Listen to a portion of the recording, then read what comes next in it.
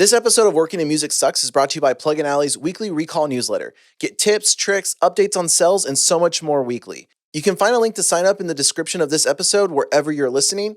Now, let's get to the show. Plug and Alley presents Working in Music Sucks, the show where we talk about what sucks about working in music so you don't have the same problems. I'm your host, John Maciel, and if you're a returning listener, glad to have you back. If you can do us a favor and drop a like if you're watching on YouTube or leave a positive review on iTunes, we greatly appreciate it, as it helps us reach more people that this podcast can benefit from. And if you're new, we're glad to have you. And in today's episode, my friends, I want to talk about something that plagues creatives in general, but mixers, guitar players, producers, anyone that loves music seems to struggle with this issue. I know I did at the beginning of my career. And it's one of those that every once in a while you have a spell where this just plagues your mind for a certain amount of time, drives you insane. You're like, why is this happening? I was good a week ago.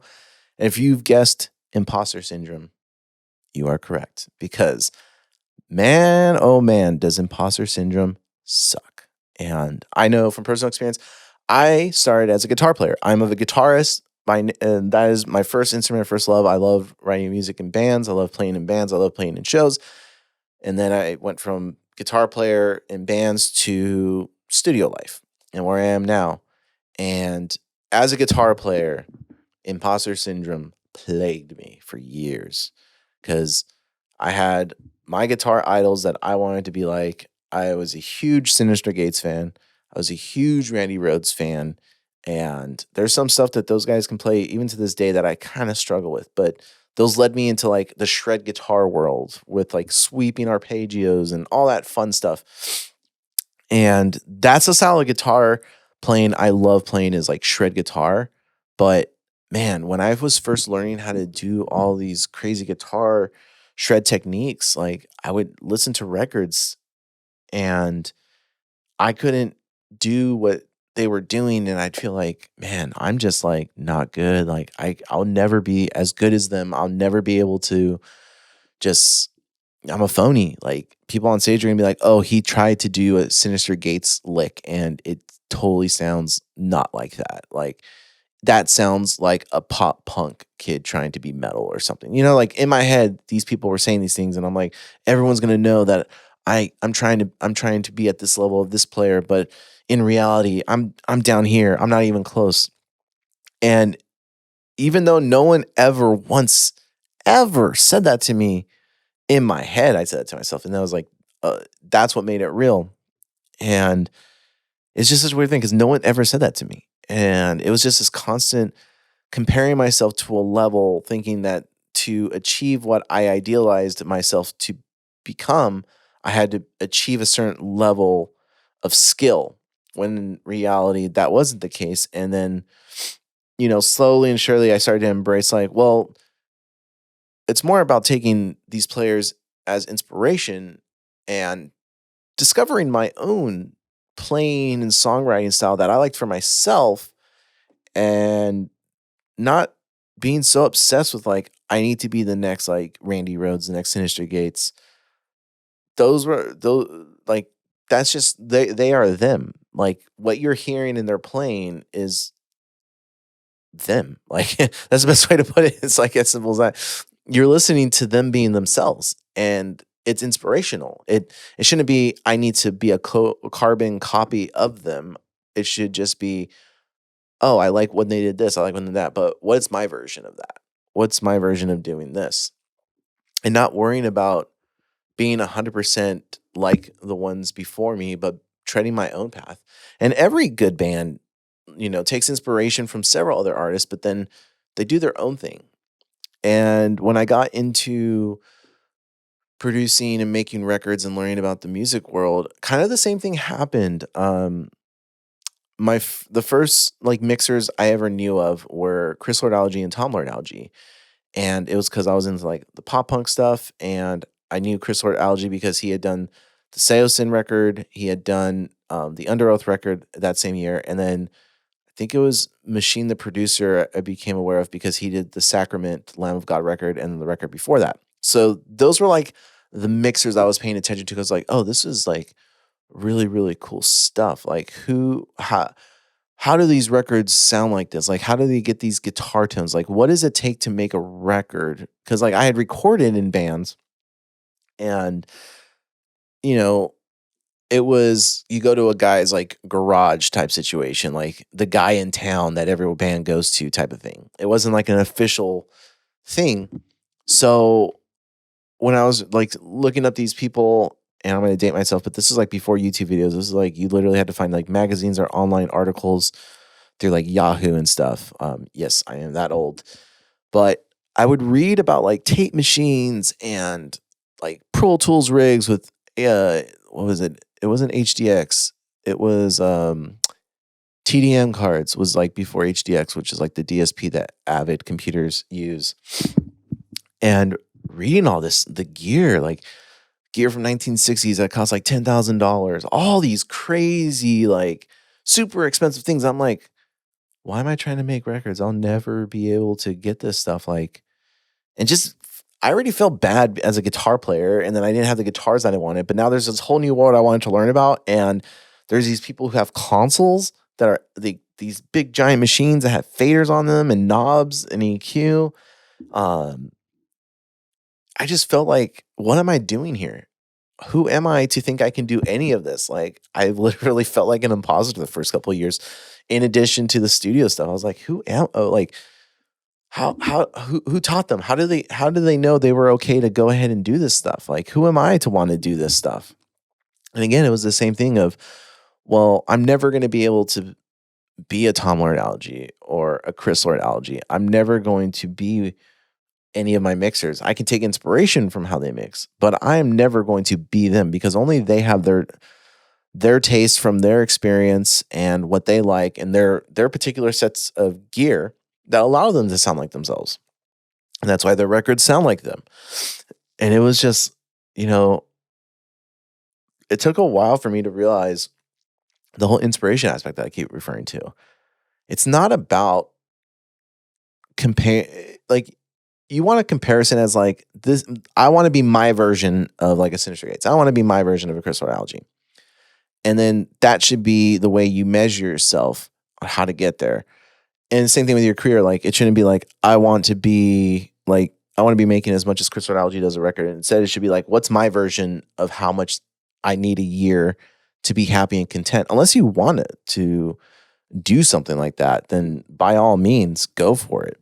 But it's creating a measurement of yourself that you're not feeling like an imposter because you're trying to achieve someone else's goals, but achieve your own goals based off the influence someone else had before you. And with imposter syndrome, as I've coached students throughout the years, I've noticed it comes down to like, in the same thing that I had in my mind, there was this benchmark. And this benchmark is something that I had to meet. Otherwise, I was an imposter and I wasn't really me. But no one set that benchmark. Like, no one said you have to do these things to be a certain thing. It was like a mental thing that I had told myself and convinced myself was true. So it was like, you can't buy it. Like, this sounds dumb. It's like, you can't buy 2 distressors until you learn to actually use like your stock plugins in your DAW. Like that type of mentality things where it's like, I need to master my stock plugins before I give myself good gear. No one says that. Like, there might be an article where someone's like, oh, like everything I do, you can do with stock plugins. I'm here to tell you right now, that is like one of the the worst pieces of advice and lies that like pros say is like, there's nothing in here you can't do with what you have at home on your DAW. No, that's a lie. You're just trying to not sound like a dick, because if that were true, you wouldn't buy any of the gear. Like, let's be 100% honest. Like, it's really easy to say shit like that when you have this stuff, but when you don't have it, you're just like, well, sure. Like, of course you say that. You have it. So to you, it's like, yeah, I don't need this stuff. Like, I could do everything in the DAW. No. Like, a distressor does what a distressor does. A in-the-box compressor does what an in-the-box compressor does. It's your DAW's compressor is not going to compete with a distressor. I can tell you that right now. So it's like stuff like that is so misleading. But it creates like this imposter syndrome, because you're like, I can't get this piece of gear because this mixer says like, if you can't like EQ with only 4 EQ knobs on your EQ, then like you're not ready for like a or like a Pultec or something. And you're like, no, if you can have access to it, go have fun with it. Go do it. Like, screw what they're saying. Like, cool, you made these awesome records, but like, that's your taste. That's for you. I'm gonna go do me, and if I'm gonna boost something to 15K at 20 dB and it sounds great, cool, sounds great. Like, just because a mixer's like never go above a certain like gain on this EQ, because like, if you need to do more than that, then you need to get a different mic and get a $20,000 mic. Like, all that stuff just creates this like imposter syndrome, because you just tell yourself, oh, I need to do things how my idols do things. Otherwise, if I don't, I'm an imposter, because I'm messing up. I'm doing things wrong. There are no rules to this. There are fundamentals that everyone needs to understand. But once you understand the rules, that's when it becomes easy to break them and find your own unique voice and style. So with imposter syndrome, when you're feeling those moments like I have in the past, where you're like, I don't know who am I to do this? Who am I to try to land that local band? Who am I to try to reach out to these labels to see if they'll let me get a test mix? You're you. You're unique. There's no reason why you should be doing it. You don't need an award. You don't need a trophy. You don't need anyone's permission.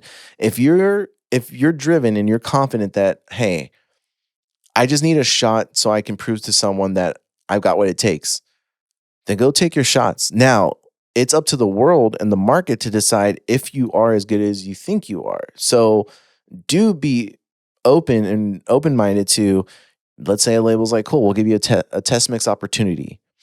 And then they send it back, you're like, yeah, that wasn't good. Don't take that to heart. Just be like, okay, cool. I'm not at the level that I thought I was. You are not an imposter. You are someone striving for a certain level of professionalism. And just like every professional athlete, everybody who's ever built something, you need to be able to take those no's with grace so you can build upon those to build something great moving forward. Because in audio, in any creative field, you're going to make so many more mistakes than you are. You're going to have more mistakes than successes always. And people always focus on the successes, but they never focus on how many mistakes it took to get to those successes. And by embracing those failures along with your successes, it's going to be easier to accept that you're developing and coming into your own. And just because you don't land that one artist or something, it doesn't mean you're an imposter. It doesn't mean that you're not as good as the people you look up to or idolize. It just means that you're just taking a different step and a different way on your journey. That's all. And don't focus on where others have been, but where you're going. Because if you focus so much on where other people have been, it's like you don't have the same life circumstances, the same experience, the same opportunities as everyone else. You can't compare someone else's journey and successes to what you want to do, and by not reaching them, because you're just a different person. You have different family, different living circumstance, different opportunities. You can't compare yourself and then feel like an imposter for not being a clone of someone else. Embrace who you are, the individuality of what makes you unique, what makes your hearing unique, what makes your taste unique is what's going to ultimately drive and move your career forward. It's not going to be trying to be the next like Will Putney. We already have Will Putney. Sure, there are copycats, but like only Will can do Will. No one else is going to compare. Only Tom Lord Alge can do Tom Lord Alge, or CLA can do CLA. And the world's already hiring those people. So people who are carbon copies, they get work, yeah, because they sound similar, but they're never going to achieve the same level of greatness as those guys, because they've focused on their style, their taste, their likes, their preferences. They have their own thing. What's going to take you to get to their level is having the same drive and determination and finding your own tone, and then finding artists that fit with what your tastes are. And as a mixer, that's a hard thing. You might really like, let's say, pop music, but you might suck at mixing pop. But maybe for some reason you're really, really good at mixing like indie music. For some reason, pop music, you're not good at it, but indie music just clicks and you naturally are gifted and talented in it. You focus in 100% on that indie stuff, getting the like indie bands that are just writing great songs. You mix enough of them, you could get your own Grammy one day and same level of success just from doing indie bands. Sure, maybe you want to do like a metal band, but maybe you're a better alt rock mixer than a metal mixer. And these are things a lot of mixers have a hard time, because like we love a certain style of music so much, it's like we want to work in it and we want to do it. But are you naturally gifted in that direction, or are you actually more gifted in a different direction, a different genre, and accepting that and being okay with it and being like, you know what? Obviously, I'm never going to be known for like making these great metal records, but hell, I'll be known for making great alt rock records, and I can do a couple of metal records on the side. But these are going to be the records that put me up here and get me the money to be able to take my time to find the cool metal bands that I want to work with. And a lot of them don't have as much money, so I'll do it at a discount, but I can be afforded to because these clients are doing so well. My career is doing so well on this side. It's okay. Thinking of things like that will help you get past that imposter syndrome. Like, well, if I'm not doing metal like my favorite like mixers, or pop punk like my favorite mixers, I who am I? Like I'm a fake. I'm a phony. I'm an imposter. That's just not a healthy way to think about it. And if you basically celebrate and really enjoy who you are as a mixer and or a producer and a guitar player, anything, your individuality is what's going to make you great at the end of the day. It's not going to be, oh, this like, I don't know, maybe I'm dating myself, but back in the day, you go to Best Buy and there'd be like a new record and be like, for fans of like it had like 2-3 bands, like for fans of this, this, and this.